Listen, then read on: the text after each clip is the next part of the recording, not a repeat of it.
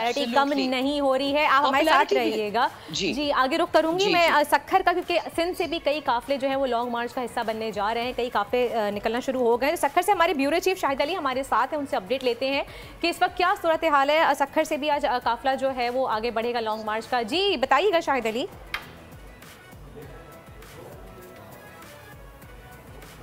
देखिए, सूरत हाल ये है कि कराची से जो पीटीआई के कारकुनान का काफिला निकला था, अली जैदी की सरबराही में, जो सिंध के सदर हैं, वो सक्खर में पहुंच गया था, रात गए। इस वक्त हम इंसाफ हाउस पर मौजूद हैं। आप देख सकते हैं कि जो आने वाले उनकी हलवा पूरी से तवाज़े हो रही है। यहाँ भरपूर तरीके से नाश्ता किया जा रहा है। इसके बाद जो कारकुनान हैं वो तैयारी कर रहे हैं आगे बढ़ने के लिए। यहाँ से काफिला जो है वो रोड़ी, पन्नोआकिल, घोटकी, मीरपुर माथेलो, डहरकी से होता हुआ पंजाब में दाखिल हो जाएगा। इस वक्त हमारे साथ वो कारकुनान मौजूद हैं जो इस काफिले में चल रहे हैं।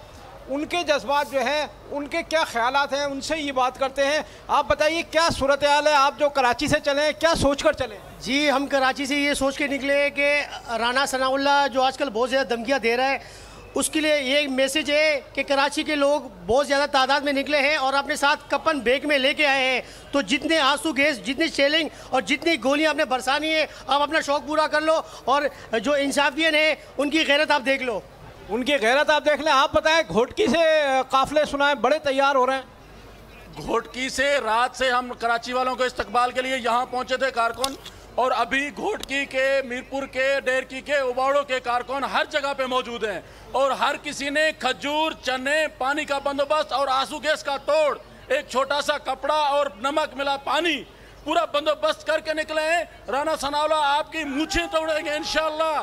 सिंध के लोग भी आ रहे हैं, सिंध के लोग भी आ रहे हैं इंशाल्लाह। सिंध के लोग आ रहे हैं। आप बताएं, कराची से आप पूरा काफिले के साथ आ रहे हैं, कराची के लोगों के क्या जज्बात हैं? आप पंजाब में दाखिल हो रहे हैं जहां राना सनाउल्लाह आपका इंतजार। राना सनाउल्लाह के लिए ये कहना चाहूँगा कि जब भी जहां में जिक्र आएगा दौरे बुज़दरी का, राना सनाउल्लाह का काम याद रखा जाएगा।